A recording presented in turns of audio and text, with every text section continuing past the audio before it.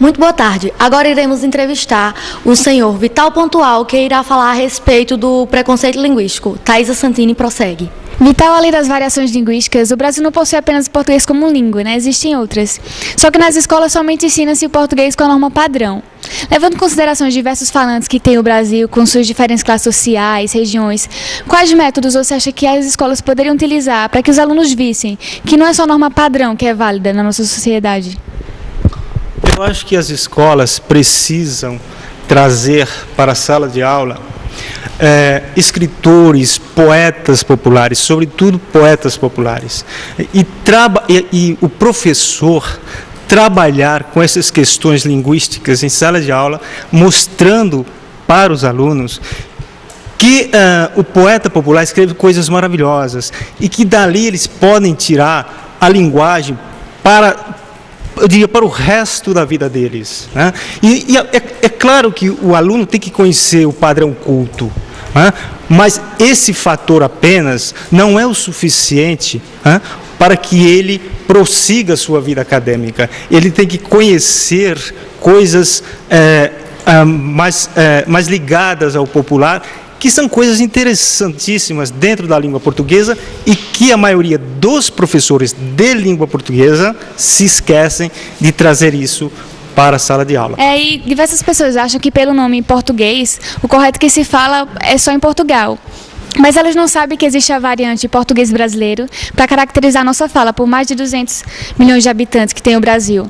Você acha que essa variante contribui para que haja uma independência da nossa língua, para as pessoas esquecerem isso de Portugal? Eu acho que sim. Acho que a gente não necessita, né, recorrer ao português de Portugal para se expressar no Brasil. Nós temos uma língua brasileira riquíssima. Ela precisa, evidentemente, ser explorada, porque a língua ela precisa ser trabalhada cotidianamente, porque todos os dias novas palavras estão entrando na língua, né? E essa questão, porque não, o português de Portugal é castiço, o português do Brasil não é. Isso é conversa fiada, né? Tem que se trabalhar com o que a gente tem dentro da nossa língua, né? E a língua portuguesa, claro, é riquíssima nesse aspecto. Uma criança em qualquer lugar do mundo, ela aprende sua língua materna com muita facilidade. Só que no Brasil, como a língua escrita é um pouco diferente da oral, as pessoas meio que se limitam em aprender suas regras, o que acaba dificultando e gera que elas acham que o português é difícil. Então, será que o erro está nos próprios brasileiros e não aprender da forma correta a língua portuguesa? Sim, eu acho que falta ensinar a língua com todos os aspectos, né? Para que o aluno saiba entender que a língua portuguesa, voltando na nossa primeira pergunta, não está ligada apenas no aspecto culto, né? A língua portuguesa ela tem que ser explorada em toda a sua estrutura, né? E o aluno, o professor muitas vezes se esquece disso. O professor pega-se muito ao livro didático, né, e esquece coisas que estão aí no cotidiano, na língua das pessoas, né, e essas questões elas têm que vir para a sala de aula e elas têm que ser incorporadas no cotidiano do aluno, né? Então não adianta, eu acho que tem que dar liberdade para que o aluno crie na sala de aula. Muitas vezes o aluno é podado. E na sociedade, falar bonito com norma culta, para muitos é sinônimo de ser pessoas inteligentes, né? Pessoas instruídas. Mas elas esquecem que pessoas que não têm conhecimento acadêmico também têm suas visões de mundo, suas opiniões. Mas só pelo fato delas não saberem se expressar da forma que é imposta, com as regras, seus argumentos não vão ser válidos. Cara, isso é uma estupidez pensar que só porque você tem um curso superior, ou que você passou pelos bancos universitários e que você sabe mais do que aquele que lá não passou.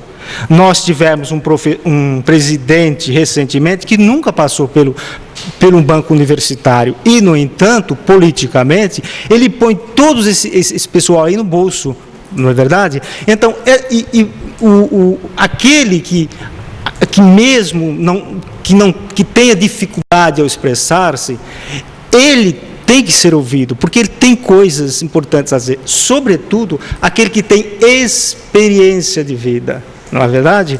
Aquele, por exemplo, você vê um sindicalista, muitas vezes que defende a categoria, nem sempre ele é uma pessoa, né, culta, inteligente para os padrões da elite. E, no entanto, ele está ali e precisa dizer coisas importantes, e ele precisa ser ouvido. E aquelas pessoas, né, a quem ele defende, precisam ser ouvidas também. E muitas vezes, claro, a maioria são pessoas de um conhecimento, mas isso significa dizer que elas não devem ser ouvidas, e tem que ser, porque elas têm coisas importantes a dizer. E a gente tem que estar atento, porque o ser humano, ele tenta sempre querer dominar o outro, e no meio linguístico se encontra entre esses domínios, né? Qual a sua opinião se deparar, tipo, numa situação em que pessoas que têm um conhecimento básico de escolaridade, menosprezando aquelas que não têm conhecimento algum acadêmico? Essa pergunta retoma a anterior, né? Eu acho que as pessoas, elas têm, as pessoas ditas cultas, né, elas têm que parar para ouvir o que essas pessoas ditas não cultas têm a dizer, porque elas têm a dizer e muito, e é com elas que a gente aprende cotidianamente, né? Eu acho que o banco universitário é interessante, mas a experiência de vida, muitas vezes, é mais interessante do que qualquer nível cultural. Então, quando uma pessoa está aprendendo a escrever, geralmente elas têm a tendência em copiar as palavras de acordo com como elas são ouvidas. Geralmente acarreta um erro, porque é diferente da veiculada nas escolas. Como o modelo da escrita se encontra nos setores privilegiados da sociedade, você acha que a escola seria a base do preconceito linguístico? Ah, sim. O preconceito linguístico já começa categoricamente na escola. Eu me lembro, quando eu estava fazendo, cursando o segundo grau, que hoje não é mais segundo grau, eu lembro que eu, com o meu sotaque nordestino, lá em São Paulo, e eu era podado muitas vezes, que abria a boca na sala de aula.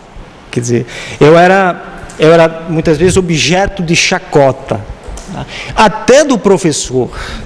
E isso vai podando você de tal forma, né, vai podando o aluno, e chega um determinado momento que você não quer participar mais da aula. E nós mesmos sabemos que existem grandes escritores que eles não se pegam a fundo com a gramática, porque eles se sentem um pouco retraídos e seguros de tantas regras que existem e tal. Mas isso não implica que eles sejam maus escritores, né? Pelo contrário, tem Machado de Assis, Lima Barreto, entre outros. Então você acha que a gramática se encaixaria nessa questão para servir para quê, na verdade? Eu diria que a gramática só serve, né, para, nesse caso específico, para podar a criação do escritor. Porque se ele ficar limitado a ela, ou seja, a gramática, ele não consegue criar, né? Ele tem que colocar essa gramática de lado, né? Ele não tem que se pegar a isso, porque senão ele não cria, senão ele fica de mãos e pés atados. Ou seria atadas, olha a questão do preconceito linguístico aí. Né? Eu acho que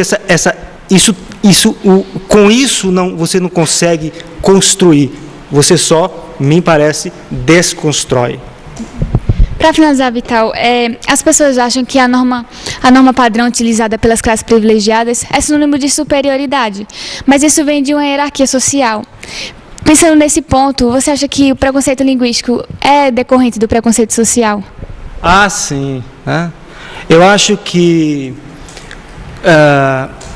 há um preconceito fortíssimo em relação à camada da sociedade, aquela camada, vamos dizer assim, marginalizada, né?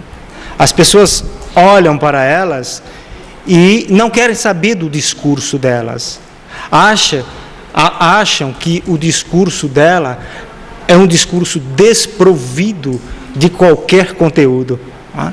Isso é uma aberração, como falamos lá atrás. Né? E aí prevalece o preconceito, que eu acho terrível, né? Porque aí você deixa aquele marginalizado sem voz. Eu trouxe aqui uma música, já que estamos falando de preconceito linguístico, né, que é de composição do Paulo Vanzolini e do Antônio Xandó, que se chama Cuitelinho.